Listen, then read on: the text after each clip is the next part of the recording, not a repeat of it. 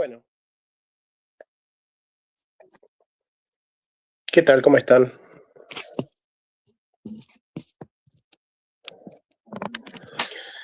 Estaba esperando que suba Jonathan de Marco. Hace una hora pactamos hacer un vivo sobre este tema. Así que bueno, veamos. Déjeme ver, no sé si escuché tocar las manos. Hola.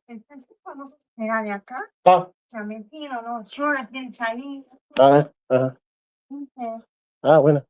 Ahí está. No, pero no importa si está acá adentro. No, no pasa nada. Está bien, no, pero no lo dejo salir yo. Claro. Vení, Hércules.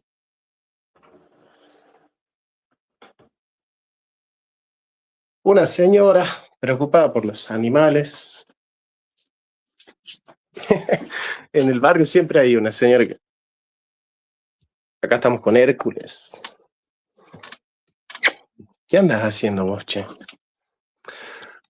Bueno, a ver. Ahora sí.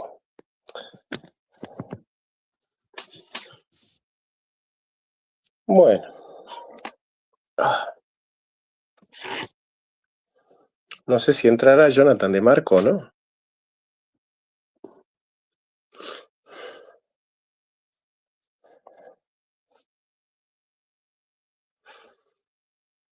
Veamos. Re preocupado por los perros.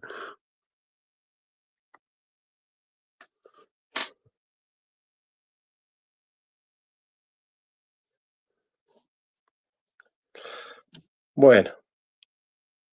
La señora de los gatos. Siempre hay en todo. En serio.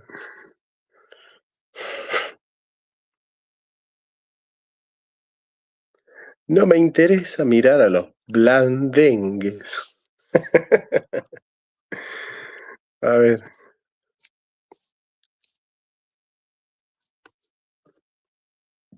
Bueno, así se llama el perro. ¿Por qué te llamas Víctor vos? Va a decir porque mis papás quisieron. Y él, ¿por qué se llama Hércules? Porque yo quise. Algo así. Francis, ¿alguien quiere entrar? Pues parece que Jonathan me hace la pera. Entonces, yo soy de Salta, Argentina.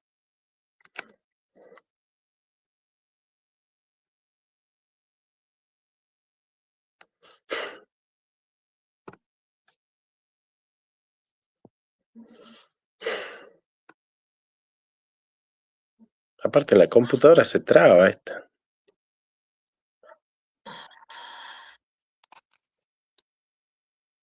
Yo ya estaba diciendo que me estabas haciendo la pera. ¿Qué hace, tocayo? ¿Cómo va? ¿Todo bien? Sí, sí. Como la vida, ¿no? Por momentos te agarró una frustración en el debate al final. ¿Por qué no me entiende lo que le estoy diciendo? Pero porque yo siento que lo que estaba diciendo era claro. O sea, Sí. No llegué a entender, te juro, con ejercicio de honestidad y todo, ¿no? No es que yo estaba sabiendo que él tenía razón y me estaba haciendo el boludo, sino que yo decía, Claro. pero ¿por qué no entiende lo que yo digo? Porque lo que él me decía es que la razón por la cual él no es cristiano es porque los autores del Nuevo Testamento han leído mal el Antiguo Testamento o lo han torcido voluntariamente. Y le digo, ¿y de dónde saca esa conclusión? De que el texto no dice eso. Y yo le pregunto, ¿y cómo sabes vos que el texto no dice eso? Y él me dice, porque aplico este método para estudiarlo al texto. Claro. Ahora, entonces resulta que si él aplica un método para saber que lo que dice el texto del Antiguo Testamento, citado por el autor del Nuevo Testamento, no dice eso, es porque el resultado del decir es fruto del método. O sea, yo descubro lo que dice por el método. Claro. Entonces le digo yo, o sea, que vos pretendés que ellos digan lo mismo que vos, para que el texto diga eso que vos decís que dice. Y para saber lo que vos sabes, ellos tienen que utilizar el mismo método que vos has utilizado. Claro. Esa fue mi reflexión, pero creo que no sé si se entendió. No, no, para mí no entendió porque aparte él estaba, viste que él dice que él no expresa, él nunca dijo, sí, yo analizo, mi crítica es en base al método histórico gramatical, eso nunca lo dijo. Sí, sí lo dijo, al final sí lo dijo. Lo dijo, bueno, Sí, sí, él al final sí lo asume, dijo. él asumía que esa era la regla con la que leían en el siglo I los Él escritos del supone Antiguo Testamento, ¿no? que todos leían así la Biblia, menos Claro. los apóstoles. Bueno, yo entendí que él sí, que ellos sí, para él, y que hacían una mala exégesis, ¿entendés? Claro, o sea, Ahora, la única forma en la que los apóstoles se hayan equivocado es que no hicieron lo que hacían todos los otros judíos, que rechazaban a Cristo. claro, lo que pasa es que hay una manera de interpretar la profecía que es tipológica, que no tiene que ver con el método histórico gramatical. O sea, así como lo dice Jesús, yo les voy a dar la señal de Jonás. ¿Qué señal de Jonás si Jonás no hablaba de Jesús, ni hizo una profecía sobre Jesús, ni nada? Es una analogía aplicada a otra cosa. No hay método histórico O la gramatical ahí. serpiente de Aarón. Claro, por ejemplo.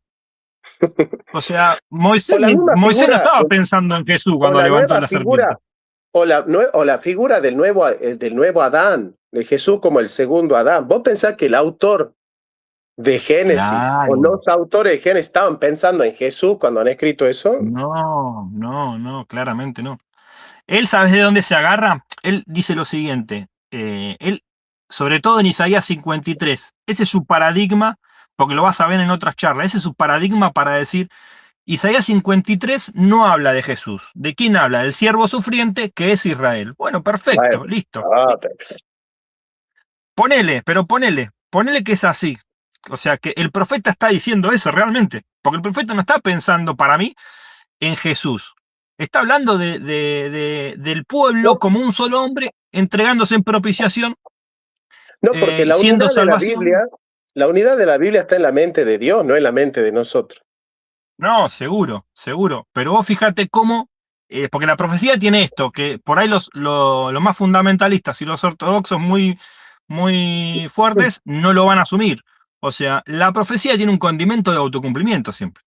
O sea, la profecía no es profecía si, si no constituye un elemento determinante para que se cumpla. Por ejemplo, yo te digo que ahora te van a tocar el timbre, ¿sí? En un rato. Suponete que te tocan el timbre y vos me decís, uy, mirá cómo yo sabía que te iban a tocar el timbre en un rato. Ahora, en el proceso del tiempo, en las profecías bíblicas, ese decir, en un rato te van a tocar el timbre, conlleva un tiempo en donde se va asimilando una espera de que alguien toque el timbre y se va construyendo esa acción de tocar el timbre. No, pero ¿Entendés? además, Entonces la profecía no tiene solamente... El autor del Antiguo Testamento no es consciente del alcance de todo lo que está diciendo. Exactamente, exactamente. Y ese es un punto importante porque él se centraba directamente en que, claro, la hermenéutica del siglo I es la hermenéutica del todo el cristianismo de la historia. Y no es así. Así No, como los judíos fueron bañando su hermenéutica, la fueron variando, reinterpretando, haciendo exégesis naturalmente en la reinterpretación. De la misma manera, el cristianismo también va evolucionando con el tiempo. Tenemos 2000 años, ¿por qué solamente toma 50 años el cristianismo? no, pero además, esto de que solo los autores del Nuevo Testamento hacen interpretación asimilante y los autores del Antiguo Testamento no, porque si yo le pruebo que los autores del Antiguo Testamento también lo han hecho, entonces no podés voltearlo solo al Nuevo Testamento, tenés que voltearlo también al Antiguo con esa forma.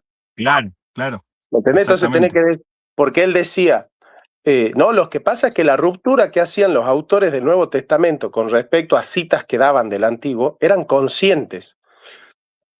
Y yo al final le mostré que los autores del Nuevo Testamento también eran conscientes de que había una ruptura con la tradición judía. Claro, y de claro, que ellos estaban presentando una novedad, no una novedad en el claro, sentido moderno y progresista, pero en claro, Cristo se hacen nuevas todas las cosas y ellos están reconstruyendo la tradición judía, se están exacto, volviendo a hacerla la tradición judía, exacto. a la luz Bueno, de se lo Cristo. dijiste, exacto, se lo dijiste cuando hablaste de que Pablo dice que para los griegos es locura y para los judíos es... Pero es que los apóstoles eran conscientes de que ellos estaban creando un nuevo camino, de que es un claro, nuevo camino. Por eso ellos dicen, sí, sí, este es sí, un nuevo pacto y el antiguo queda viejo, el anterior claro, queda viejo. Entonces, claro, no sé, a mí me pareció que no nos entendimos, yo no quiero adjudicarle a él mala voluntad, simplemente no habrá no, entendido obvio, que cuando él dice el texto no dice eso, está cayendo en un paradigma hermenéutico fundamentalista, igual que los fundamentalistas cristianos que nosotros conocemos. O sea, no existe en el lenguaje hermenéutico contemporáneo esta idea de el texto dice esto, así como que el texto dice una claro, sola cosa y lo que dice el texto es lo que yo estoy diciendo a través de este método. Eh, es muy, ¿cómo te puedo sí, decir? Hermenéuticamente es muy pobre, es muy primario claro, suponer que pero además porque la revelación es progresiva. O sea, no tiene por qué Moisés conocer enteramente todo el plan de la salvación, ni conocer toda la historia de la salvación, ni tener la historia completa. O sea, yo no le puedo pedir a Moisés que tenga todo el panorama, o a Abraham que tenga todo el panorama, o a David, claro, o a cualquiera. No le puedo pedir que tenga el panorama completo. ¿Te das cuenta? O sea, si ni siquiera los apóstoles que caminaron con Cristo tuvieron varios años para dilucidar a Jesucristo, ¿no? Y ya conocían muchas cosas. De hecho, para los mismos fariseos, que supuestamente ya leyeron a Moisés, que leyeron a David, que leyeron a Samuel, eh, e incluso los fariseos que creían en Jesús, ¿no? Los mismos fariseos que sí, creían en Jesús y que eran doctores en la ley, no podían. ¿Pero por qué? claro, Porque la revelación es progresiva. Entonces, ¿por qué yo le tengo que pedir al autor del Antiguo Testamento que él dé lujos y detalles y datos concretos y exactos e inerrantes de la figura de Cristo? Eso no, es que no sería, pueden, pero ya no sería literatura religiosa. Te podés imaginar que el autor del Antiguo Testamento diga, mirá, se va a llamar Jesús, va a ser hijo de María y de José, su papá va a ser carpintero, va a tener 2,5 metros de altura, va a ser flaco, tal día va a ser tal cosa, tal día va a ser otra, va a tener tantos amigos, sus amigos van a ser este y aquel. Pues sí, ¿en serio le estás pidiendo eso? O qué sé yo, claro, pero ponele no es la que sea una... esencia, no es la esencia profética del ministerio profético de la antigüedad esa, porque el profeta no se Ninguna profecía es catalogaba eso, por predecir. La profecía es ¿no? la Porque palabra de creaba Dios para el tipos. momento, la denuncia de la corrupción. Es que la profecía crea tipos, no da detalles. Claro, claro, exacto. Modelos de interpretación. Claro, ahora vos lees El siervo sufriente y ves la vida de Jesús y decís, no, tenés que ser muy Es malo calcado. para no ver que ahí hay un siervo sufriente. O sea, o un Claro, tal rey, cual. o el Mesías rey, o el Mesías príncipe, o el Mesías sacerdote, Claro, o el Mesías maestro. Bueno, claro, no sea malo, sí, sí cabe Jesús en eso. Ahora, claro. eh, obviamente que vos si te refugiás en la hermenéutica que hacían los judíos para negar a Cristo, porque el judaísmo que crean los judíos talmúdicos para negar a Cristo no es el mismo judaísmo del Antiguo Testamento, Claro. ¿viste? Es decir, si vos le preguntás al autor de la Torá si él cree en la Cábala o en la Sefirot, Claro. y con el ¿Qué método sabe? histórico gramático, vamos a suponer que nosotros, porque pues, si vos te refugias en la interpretación que hacen los judíos que niegan a Cristo del Antiguo Testamento, porque los judíos que negaron a Cristo hacen el método histórico gramático, no seas malo. Con el método histórico gramático vos no llegás a la Sefirot Claro. de la Es que Cábala en la Torá, digamos. le pasa a los fundamentalistas con la llegada del liberalismo. O sea, le dan una vuelta de rosca al cristianismo para fundarse todavía más en el liberalismo bíblico. Y lo mismo le Claro. pasó a los judíos viendo que el cristianismo le cooptó todo. Tuvieron que salir a darle batalla a eso y Claro. reinterpretar de vuelta su religión. Hay un punto importante que vos decías recién, cuando hablaba de que Jesús es un siervo sufriente, claramente, pero hay un punto del cristianismo que me parece que todavía no captó bien Sierra, que es que, y lo explica el Nuevo Testamento, pero de manera excepcional, sobre todo Pablo y las demás cartas también, que es que en Cristo, dice Pablo, somos coherederos de la promesa y somos participantes de la naturaleza divina. ¿Qué quiere decir? Que así como Cristo tuvo una misión de sufrir por sus hermanos, así también nosotros tenemos que hacer el mismo procedimiento, porque estamos en Cristo. Entonces Dios formó en Cristo lo que también quiere formar en nosotros. Lo que pasa es que el entender la teología de la participación de esa manera, también al fundamentalista y al ortodoxo pleno le causa un conflicto. Porque ¿en qué medida? Y acá yo soy heterodoxo, no tengo ningún problema en decirlo, y vos no tenés que compartir todo lo que yo pienso, ni nadie tiene, cada uno piensa como piensa. Y bueno, mientras más seamos, más unidad tenemos, perfecto. Pero hay diversidad de pensamiento y yo reconozco mi heterodoxia. Pero yo no creo en la unión hipostática de Cristo en términos de definición estricta y técnica. Yo creo que es una manera en que se la definió a la naturaleza de Cristo, por también llegar a tratar de defender un literalismo y estructurar también una doctrina para darle a la iglesia. Y está bien para un tiempo, pero creo que es un proceso de entendimiento en el cual yo en algún punto creo que hay algo divino en todos los hombres, que es la imagen de Dios. Y esa imagen de Dios que se desarrolló plenamente en Cristo es la que lo hace Dios, es la que le da la autoridad, porque Dios eligió en esa persona manifestarse de manera plena. En mí no puede, porque tengo demasiadas limitaciones y no está determinado por él en ese sentido. Pero yo creo que en la imagen de Dios lo que a Cristo lo hace Dios en plenitud, que en algún punto también Pablo lo da a entender. Y esa imagen de Dios que se manifiesta de manera plena en Cristo también se va manifestando a través de la regeneración y bueno, todo el proceso antropológico que el Nuevo Testamento describe, hace que también se manifiesten los cristianos. Entonces, cuando uno dice, ¿qué es un cristiano? Y él en un momento lo dijo, son personas que creen en Cristo, personas que se asocian a Cristo en su palabra, en su enseñanza, y entonces no está mal decir ese cliché que somos pequeños Cristos, porque eso es lo que tenemos que ser. Y cuando Pablo habla del cuerpo místico de Cristo en el mundo, que es la iglesia, o sea, nosotros estamos representando lo que Jesús fue en su momento, acá y ahora. Entonces, en ese sentido, la cristología se diluye en la iglesia, ¿entendés? Y la iglesia pasa a ser un siervo sufriente, así como el mismo profeta, el mismo Isaías lo Claro, dice de su pueblo, el proceso de y es en participación. Cristo, que Cristo es parte del pueblo de Dios, era judío, era israelita, y nosotros, como dice Pablo, por la fe nos asociamos a toda esa tradición.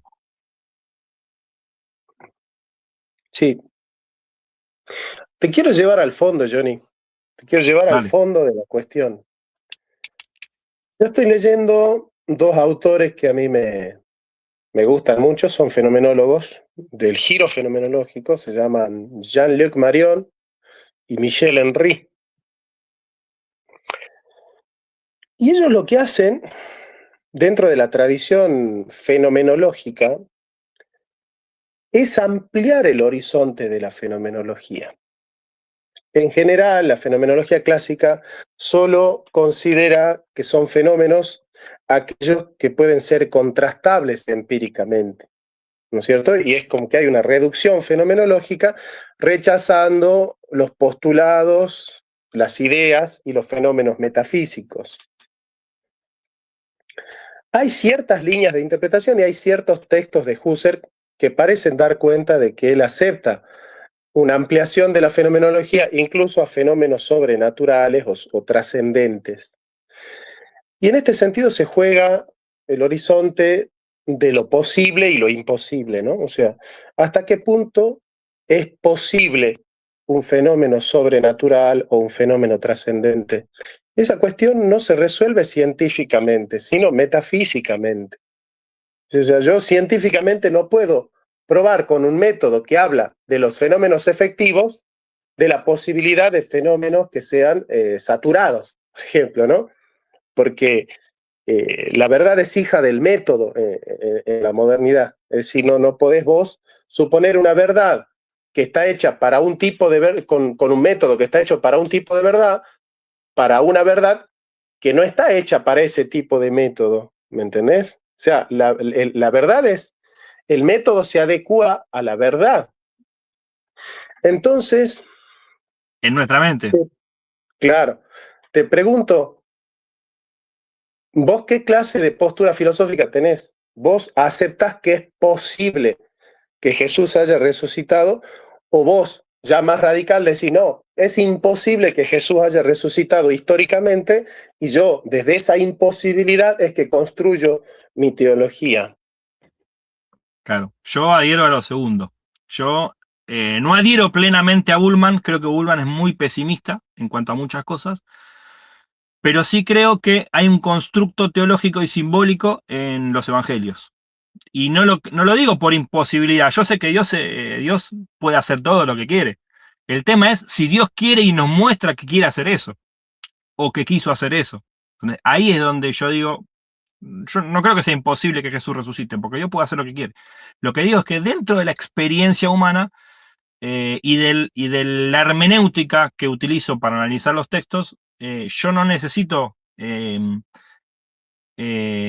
pararme en que sí o sí Jesús tiene que haber resucitado físicamente. Ahora, eso no quita que la resurrección pueda ser histórica en términos espirituales.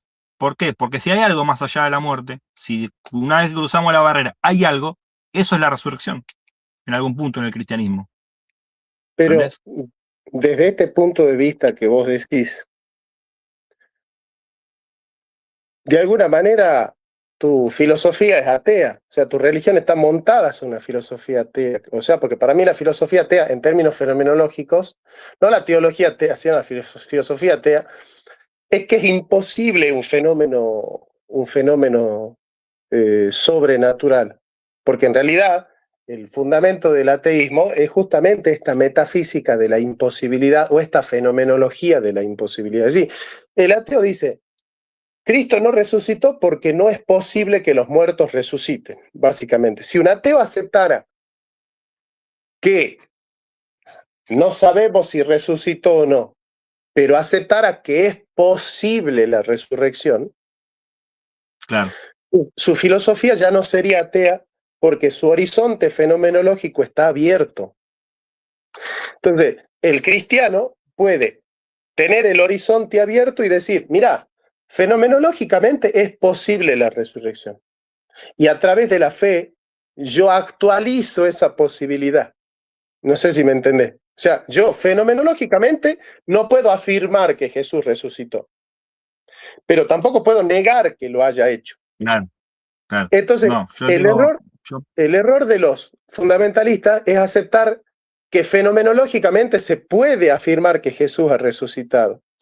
Y el error de los ateos es afirmar que Jesús no pudo haber resucitado o negar que Jesús pudo haber resucitado. Entonces, mientras que unos aceptan la resurrección en la fenomenología en acto, otros niegan la potencia. Entonces, yo creo que la postura media, es decir, fenomenológicamente yo no puedo afirmar efectivamente que Jesús resucitó, pero sí puedo afirmar que es posible que lo haya hecho.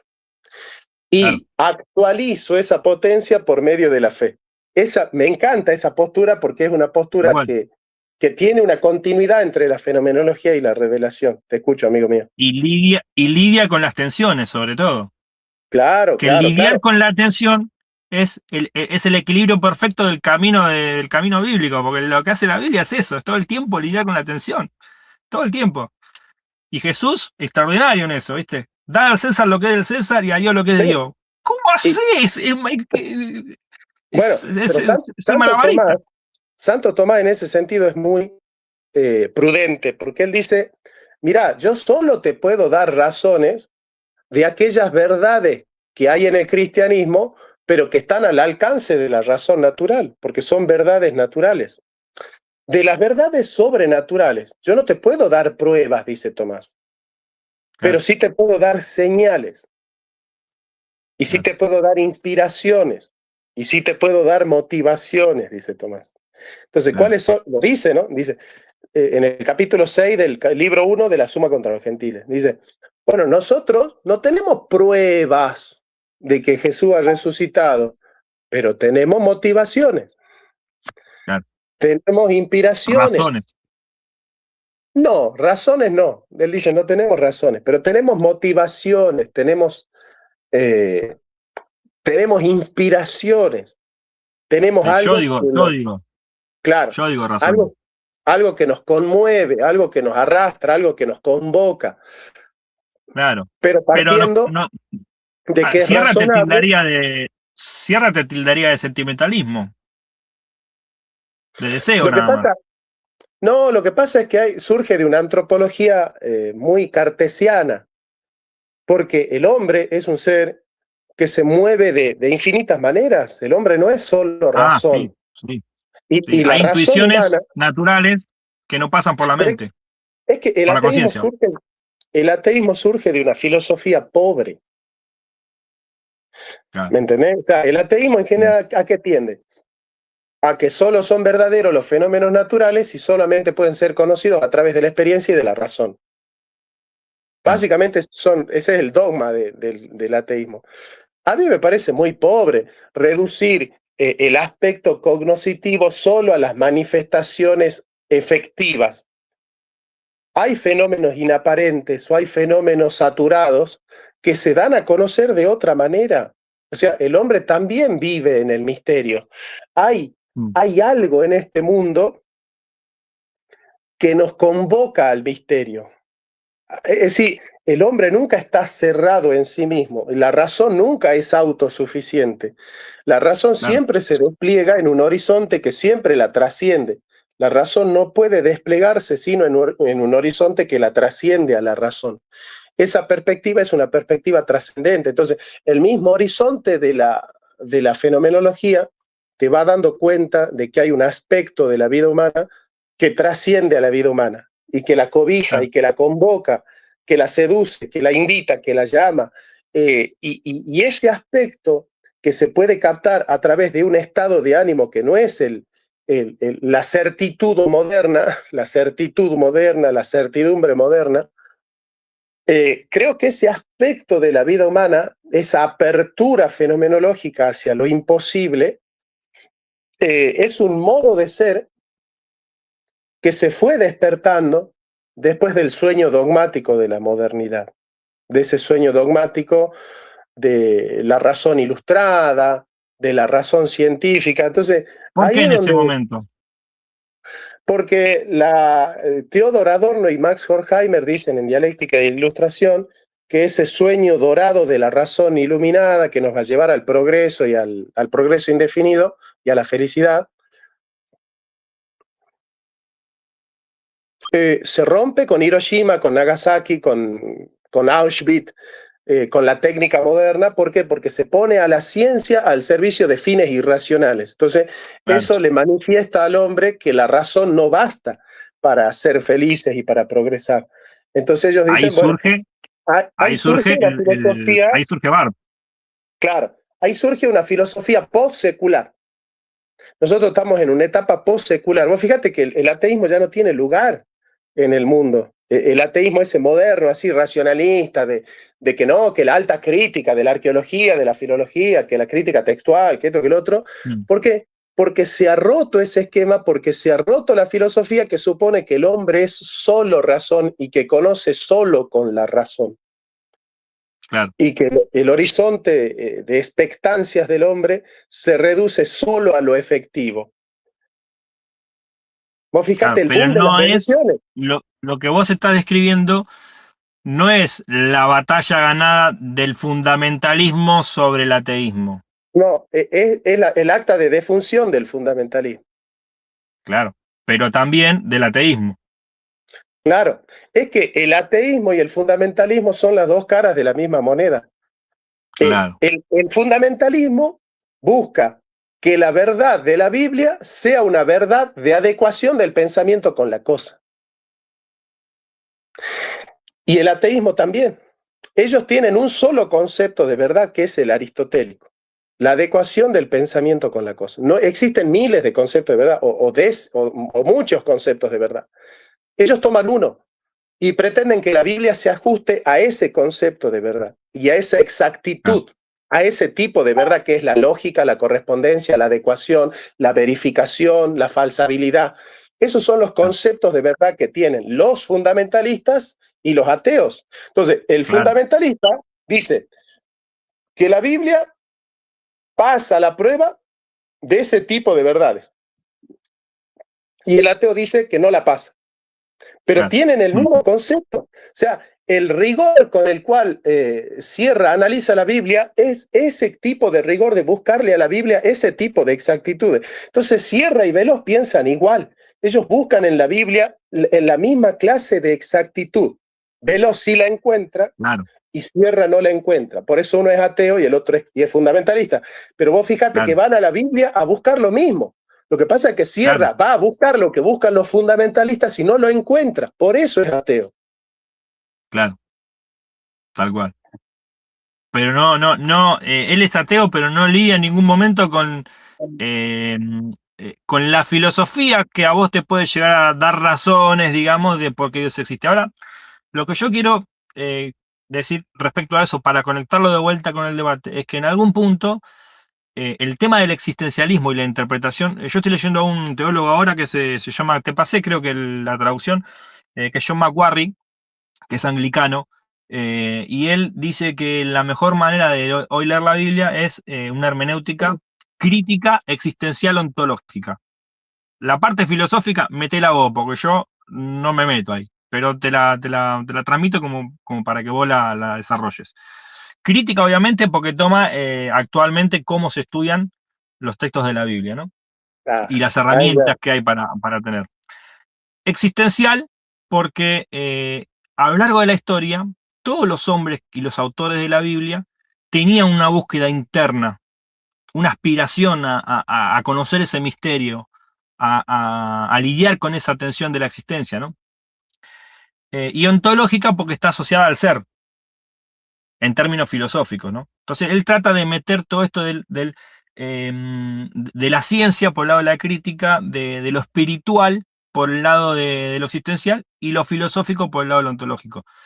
Y en algún punto creo que es una mirada actual o un método actual para leer la Biblia que a mí me parece excepcional, pero que tiene su grado de matiz, su grado de aplicación, sacando lo crítico de la modernidad y lo ontológico de lo filosófico en la antigüedad. ¿Por qué? Porque es cierto que los autores que reinterpretan el texto antiguo, que escriben en base a su experiencia y a su Sitis-Leben, su situación vital, y eso es crítico para desarrollar la teología que desarrollan, ¿no? Entonces, ¿vos cómo ves esa parte? Porque justamente, si vos te cerrás en que toda la Biblia es método histórico-gramatical, literal, para mí, desde mi punto de vista, no tiene razón de ser, porque el método histórico-gramatical, a no ser que el texto te diga, tenés que hacer esto, tenés que hacer lo otro, no tiene una asimilación para la persona, es mera información. En cambio, el método existencial te lleva a preguntarte cómo esto me afecta a mí, cómo esto me ayuda a mí a vivir, a lidiar con esa tensión.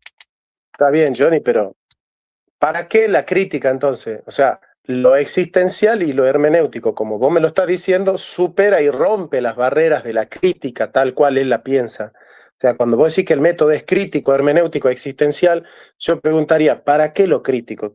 ¿Cuál es la necesaria de que el método sea crítico? Entendiendo por crítica justamente esa aplicación moderna del método. Claro, bueno, quizás vos lo ves en lo existencial, pero él de alguna manera lo dice como para manifestar que hay un trabajo intelectual sobre el texto que genera ruido. Pero es que no tiene sentido ese trabajo intelectual, porque nuestra propia vida rompe con ese trabajo existencial. La vida irrumpe Crítico. en el texto. En el texto hay una vida que se conecta con nuestra vida.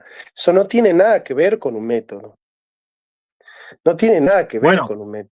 Claro, nuestra vida no tiene nada que ver con un método. Jonah, el método crítico en algún punto es el que rompe el paradigma hermenéutico histórico-gramatical. ¿Por qué? Porque si vos seguís el método histórico-gramatical, para la crítica no tiene sentido y tiene errores, que es lo que van a afirmar Veloz y lo que van a afirmar Sierra. Ahora, cuando vos asumís esa realidad y te liberás de esa realidad, de ese paradigma, ahí podés recién asimilar el método existencial y el método ontológico. A eso va. Ajá. Ese es el sentido. Claro. Mira,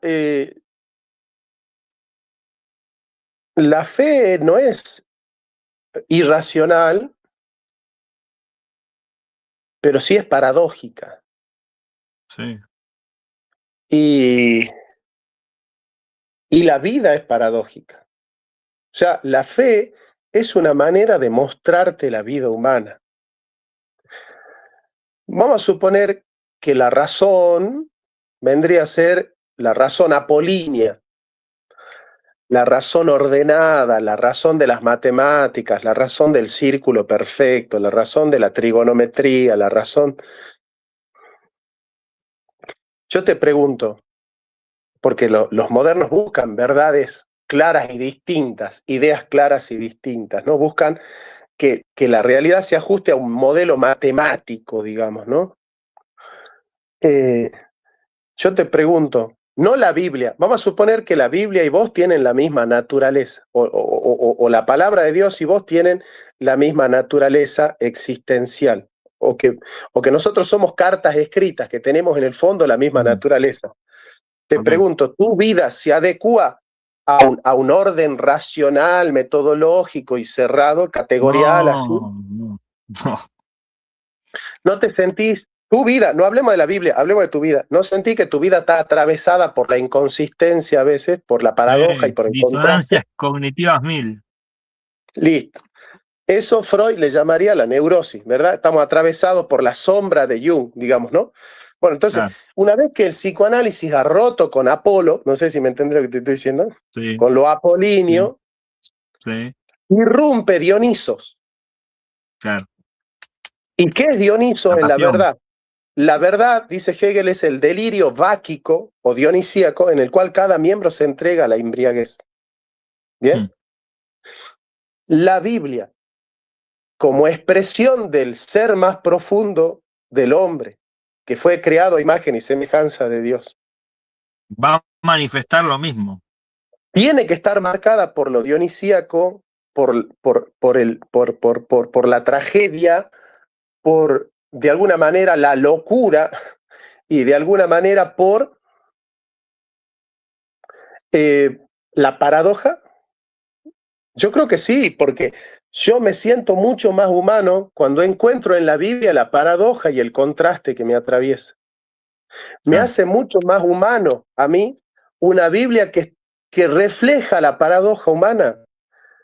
Yo me sentiría mucho más neurótico si yo leyera la Biblia como si la Biblia fuese un canon de verdades absolutas, cerradas y sin ninguna fisura. ¿Sabes por qué? Porque yo no podría habitar en un mundo sin fisuras. En un mundo sin fisuras, Jonathan, yo quedo afuera. Yo quedo afuera de la fe si la Biblia es una verdad exacta, pura y apolínea. Si la Biblia fuese una verdad perfecta, pura, exacta y apolínea, yo quedo afuera, no puedo ser cristiano. Pero ese es el Evangelio. El Evangelio es que todo lo que está del otro lado, que no se ajusta a ese ideal, es Dios lo convocado. integra. Exactamente. Es el Así Evangelio. es. Lo que pasa es que la manifestación de lo evangélico como revelación de Dios tiene muchas caras y el fundamentalismo la ha reducido a salvarte del infierno, ir al cielo. Y a eso ataca Sierra. Claro. Y la demás cara del evangelio, Claro. ahí está la verdad del cristianismo, para mí. Pero es que ahí, si Sierra es honesto, su ministerio no termina en combatir a los fundamentalistas, sino en defender la verdadera paradoja del Evangelio. Claro, exactamente. Si vos sacaras el cristianismo del mundo, te aseguro que el mundo perdería su equilibrio. Porque creo que Pero es que Jesús es un hito bisagra de la historia mundial y por eso es un embudo para la revelación. Y desde donde vos te acerques, desde hoy o desde hace 5.000 años, vas a terminar en él y por eso todas las religiones lo quieren en su equipo, ¿entendés? lo que pasa es que Jesús rompe con la paradoja sin romper con lo apolíneo. Es que irrumpe lo dionisíaco, pero sin romper con lo apolíneo. Lo apolíneo es la justicia de Dios y lo dionisíaco es el pecado. ¿Cómo hace Cristo para asumir lo dionisíaco sin romper lo apolíneo? Es decir, para asumir el pecado sin romper con la ley. Haciéndose partícipe del pecado, Jesucristo asume el pecado y se hace pecado. Irrumpe lo dionisíaco. Pero Jesucristo no peca para asumir el pecado, sino que se solidariza con nosotros. Asume nuestra naturaleza pecaminosa para donarnos su naturaleza apolínea. Entonces en Jesús se integran lo apolíneo y lo dionisíaco. Lo apolíneo lo tiene por naturaleza, él es el logos por naturaleza, es apolíneo, pero asume lo dionisíaco como parte de sí mismo. Entonces en la cruz está integrado lo dionisíaco por adopción. Jesucristo adopta a Dionisos como parte de su propia naturaleza, lo adopta, lo hace suyo a Dionisos. Y es crucificado Jesucristo siendo Dionisos, no siendo Apolo. Cuando Jesucristo se hace pecado, se hace Dionisos. No se hace dionisíaco, se hace Dionisos. ¿Y quién está muriendo en la cruz? Ese Dioniso. O sea, está muriendo por nosotros la locura, la paradoja y el contraste. Ese contraste es el que muere por nosotros. ¿Para qué? Para recogernos a nosotros y para amarnos en ese contraste, para amarnos en esa paradoja. El cristianismo que busca lo apolíneo se termina neurotizando mal, se termina neurotizando porque nunca llega. O sea, vos tenés que ser un hipócrita muy bárbaro para aprobarte pensando que la Biblia es perfecta y que vos también lo sos.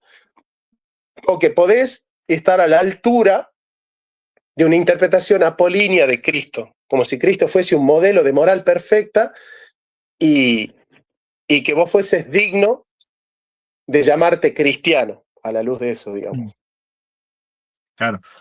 Se me fue lo que iba a decirte. Cuando vos decís estas cosas se le cae la baba a Jordan Peterson. Porque esto es lo que lo llevó a él a salir del ateísmo a decir Jesús es algo más. En la historia. En la humanidad. Eso es lo que al tipo lo llevó a quebrar su ateísmo.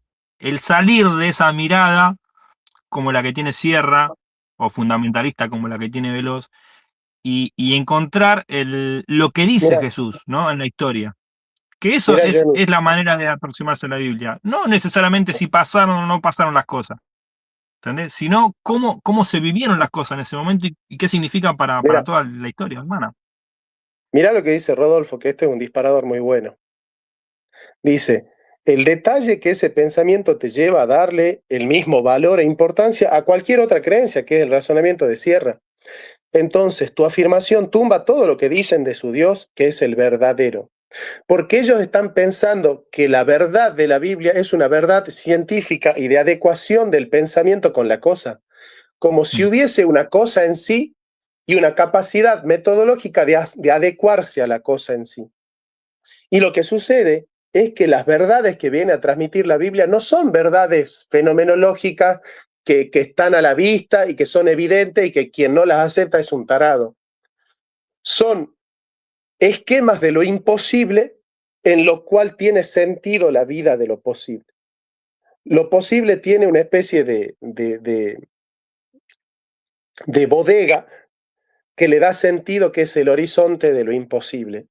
Y cada uno encuentra ese horizonte de la manera que puede. Pero a mí me parece que en la altura filosófica que estamos, decir que nuestra manera es la correcta y la de los judíos es incorrecta, o la de los musulmanes es incorrecta, son maneras de hacerse cargo de que estamos convocados por la trascendencia, de que estamos convocados por la eternidad, de que el hombre está llamado a ser algo más que hombre. Y este es el esquema filosófico o fenomenológico de la religión en el cual tiene sentido llamarse creyente. Si no, después está la otra. Ser cristiano es obvio y evidente, y el que usa bien la razón tiene que ser cristiano, si no, no usa bien la razón. Ese paradigma me parece etnofágico y me parece etnocéntrico. eh, ¿Qué y significa enofágico? fágico es comer, por ejemplo, antropofagia es Ah, comer. Se come las culturas, se come las distintas culturas, ¿viste? Se las mastica a las otras religiones. Es un cristianismo claro, masticador, imperialista, claro. monista. ¿Viste? Dios Vamos a es eso. uno, pero no nosotros. Nosotros no podemos ser monistas porque Dios es uno. Incluso esta idea de que los misterios son para Dios y la revelación para los hombres, todo lo que nosotros tenemos fue puramente donado. No podemos Claro, jactarnos como si nosotros lo hubiésemos recibido por mérito propio, digamos. Entonces, vivir en la gracia es vivir en la donación. Esto me fue donado. Che, pero los otros son tontos porque no aceptan lo que yo digo. ¿Me entendés? Es donación, es pura donación, es pura claro, gratuidad. Y tal eso te cual. lleva a mirar desde la gratuidad a los otros también, ¿no? A condenarlos Claro. como diciendo, che, yo tengo la religión perfecta, yo tengo la religión verdadera. ¿Eh? Esa forma, yo creo que no es antropológicamente correcta, es decir, no da cuenta de las limitaciones humanas. Cuando alguien dice, el cristianismo es la verdad y nadie más, después comienza, pero el cristianismo que yo digo, no el que dice el catolicismo, ¿no? Y después dice, no, el cristianismo bautista, no el metodista, no, pero el bautista del sur, no del norte, y el Claro, bautista del sur, pero de Spurgeon, no empezás así, pero empezás así, ¿por qué? Porque querés construir ídolos ídolos. claro. Querés construir Ahí íconos voy. e ídolos domesticados por la metodología que vos tenés para domesticar a Dios, para sujetar a Dios, para momificarlo, para congelarlo y para decir, Dios está sujeto. Hemos hecho una metafísica que ya puede gobernar a Dios. Dios ya está bajo control. Quédense tranquilos. Mm. Ya no hay excedencias. Ahora está todo bajo control. La técnica ha podido domesticar a Dios y nosotros ya sabemos que Dios es así, que nos habla a nosotros, que nos habla de esta manera, sobre todo a los protestantes, sobre todo a los bautistas, sobre todo a los bautistas del sur, sobre todo a los bautistas de la inerrancia de Chicago, sobre todo a esto y aquello. Bueno, listo, Dios está domesticado. Por eso Jean-Luc Claro. Marion dice, en Dios sin ser hay que emancipar a Dios de la metafísica, porque este proceso metafísico es el que nos crea un ídolo. Cuando alguien cree tener un Dios domesticado, ya no está adorando a Dios, está adorando un ídolo. Ese Dios domesticado por la teología y por la metodología, que no, que cómo Dios va a amar a los católicos igual a los evangélicos si la Biblia dice según este método tal cosa, y cómo se te ocurre que es un Dios domesticado, totalmente domesticado. A mí me gusta, cuando hablo de otras religiones, del Islam, del hinduismo, del budismo, etcétera, a mí no me gusta decir son mentiras, son falsedad, porque hay cosas muy similares a veces cuando te pones a analizarla. En todo caso, lo que yo digo es, para mí, mi religión es más verdadera, o, o para mí, expresa mejor o, o retoma mejor y analiza mejor y explica mejor la espiritualidad, el anhelo de espiritualidad humana, esa búsqueda de lo divino. Pero no puedo decir que son falsas. ¿Por qué? Porque en algún punto, al entender cómo la revelación se desarrolla en el cristianismo, desde mi perspectiva, obviamente, quizás no es la tuya, veo que también, aunque en otro lenguaje, los demás pueblos han intentado tantear a ver cómo puede ser esa divinidad, cómo puede ser eso trascendente que tiene que existir, que nos rige en algún punto, en algún sentido, que nos domina. Entonces veo muchas similitudes, pero veo que para mí, con claridad, que el cristianismo es una verdad que está por sobre todas las demás. Yo no sé, yo desde mi perspectiva, ¿no? Cuando analizo Génesis 1, cuando analizo Apocalipsis 21, cuando entiendo de manera, analizo de manera fenomenológica, crítica también el Evangelio, que es lo que está en el medio, me doy cuenta, desde mi punto de vista, no tener que compartirlo, que sí hay un relato, que sí hay una manera teológica, simbólica de transmitir lo que experimenta el hombre en relación a eso que existe trascendentemente, y que siente que le habla, que siente que se acerca o que le demanda. Y en ese sentido, al analizar eso, no puedo cerrarme a que la revelación es solamente esa historia y empieza y termina ahí, sino que eso es parte de un desarrollo continuo que todavía vivimos.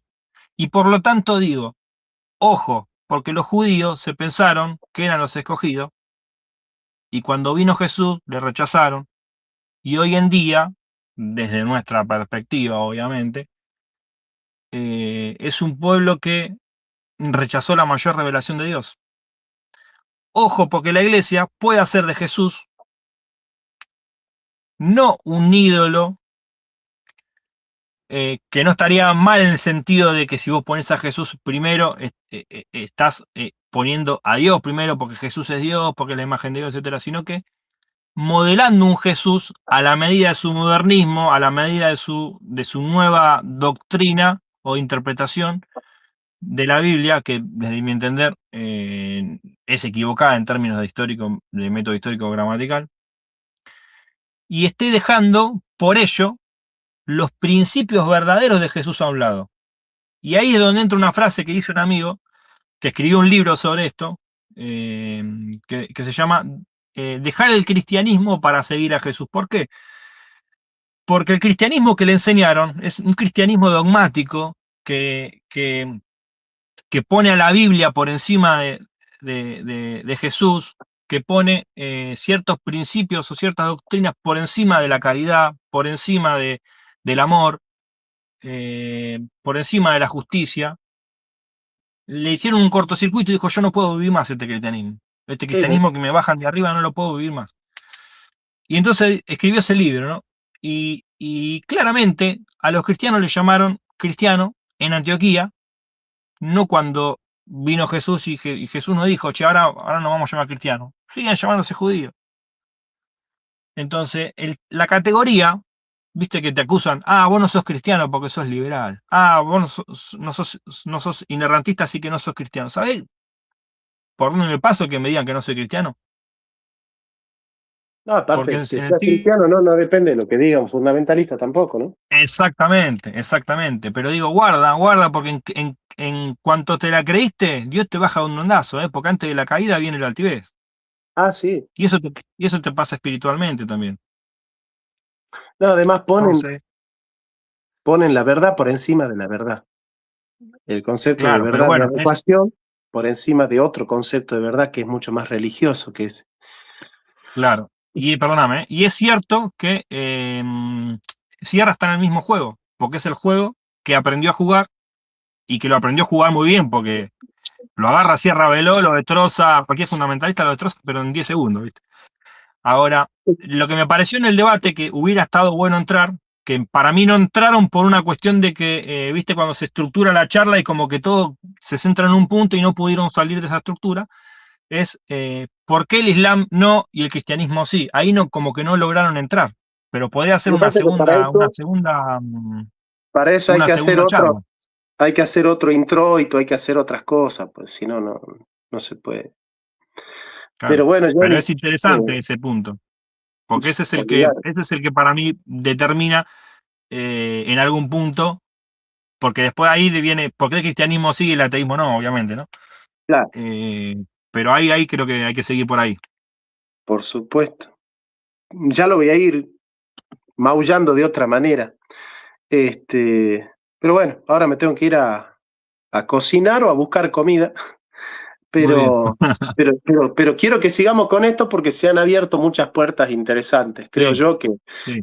yo te soy sincero, Johnny, yo lo quiero mucho a los hermanos fundamentalistas, pero creo que hacen mucho mal, Mm. hacen mucho mal.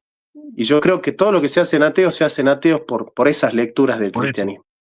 Bueno, el otro día se lo decía Jorge. Yo fui a la UNSAM, ¿la conocés? La Universidad de San Martín, acá en Buenos Aires.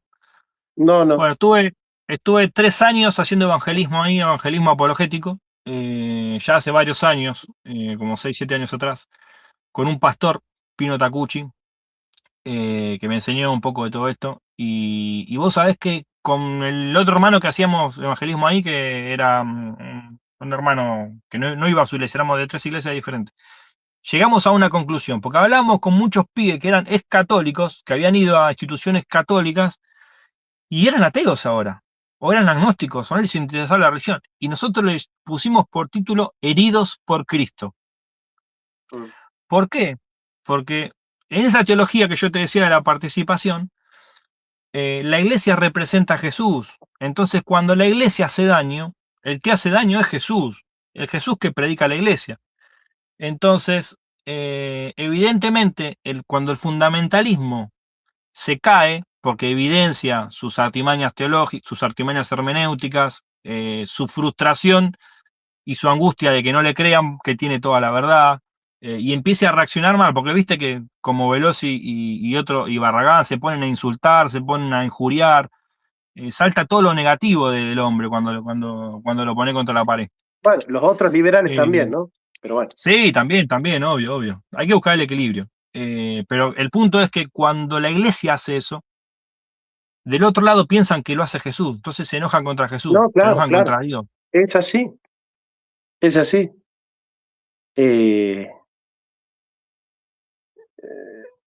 Crean ídolos. Y nosotros no estamos hechos para los ídolos. No nos humanizamos con un ídolo. El ídolo es la falsa conciencia del hombre. Y Cristo es la verdadera conciencia humana. Ya lo vamos a desarrollar. Yo quiero hablarte de muchas cosas. Ya lo vamos a hacer. Pero bueno, Johnny, gracias, mi hermano. Gracias. Siempre un placer. Un gusto y un placer. Y gracias por escribirme. Me mandaste varios audios, no terminé de escuchar todo.